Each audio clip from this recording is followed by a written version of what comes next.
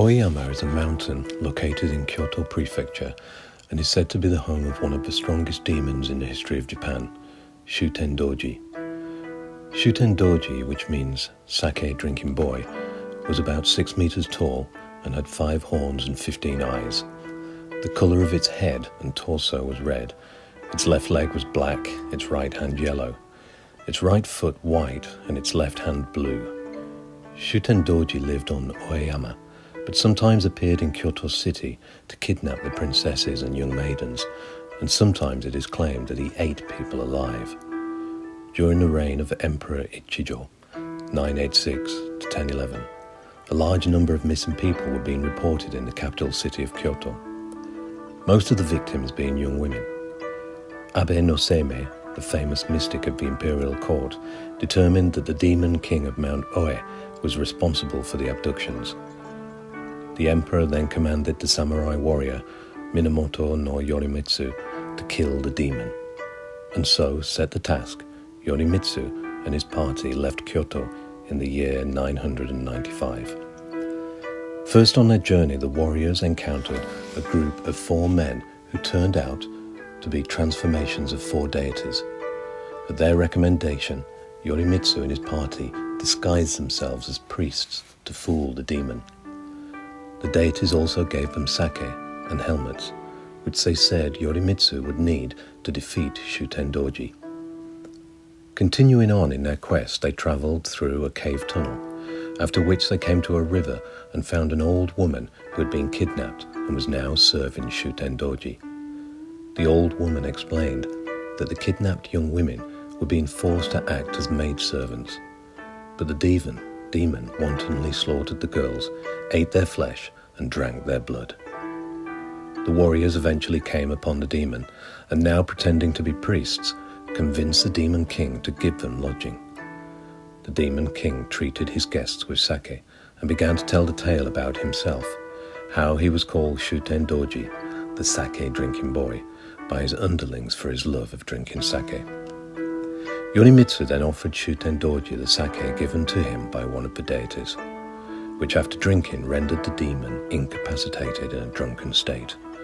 The warriors quickly put on their armour and drew their weapons, which they concealed in their priestly backpack. Then they stormed Shutendoji's sleeping quarters, and while the 4 deities held down the demon by his limbs, Yorimitsu cut off Shutendoji's head. The severed head, though, continued to live. It jumped up and tried to bite Yorimitsu's head. He was, though, wearing a helmet that had been given to him, and the demon was unable to break through with his sharp teeth. The head was eventually subdued, and the group returned triumphant to Kyoto, where they laid the head of Shutendoji to rest in the Byodo-in temple in Uji. But the beheading of the great demon was not the end of the gruesome tale. Shutendoji had a follower demon by the name of Ibarakidoji. Ibarakidoji was said to have been the only demon to have escaped the Battle of Oyama, whereafter he, though in some versions of the story Ibarakidoji is female, fled to the city of Kyoto and took up a hidden residence at the Rashomon Gate.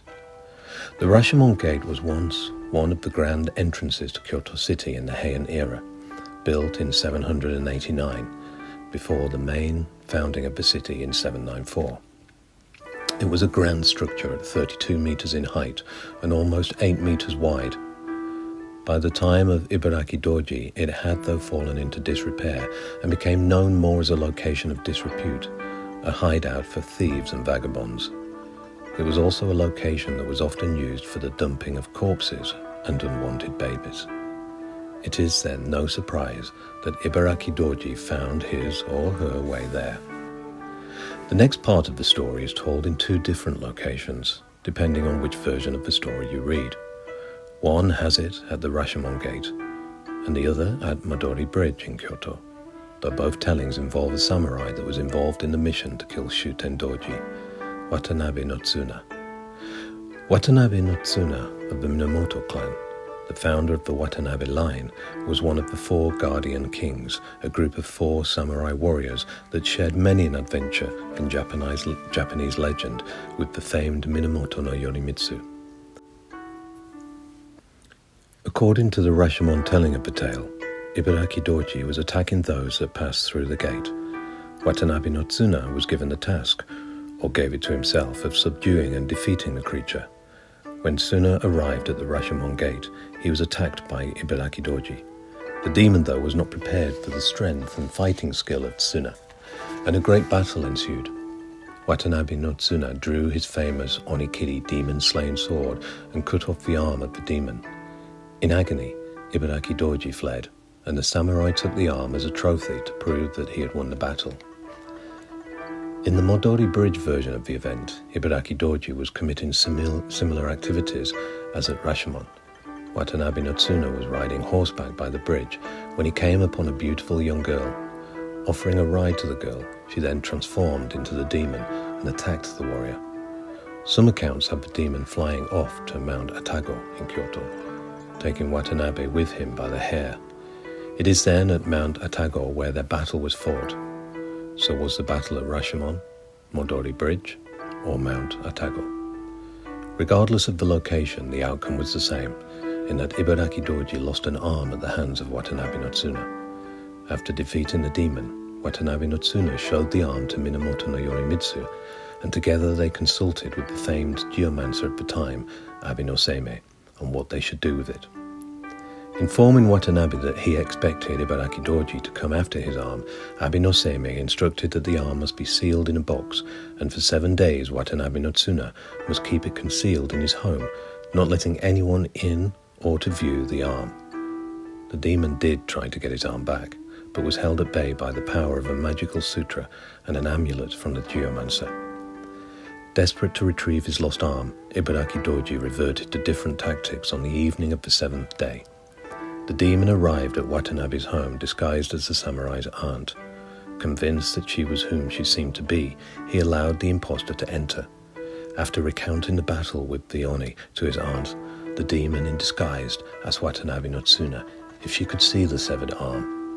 He pulled out the box in which it was locked, opened it, and then the demon jumped forth from the disguise, grabbed the arm, and then flew off into the night.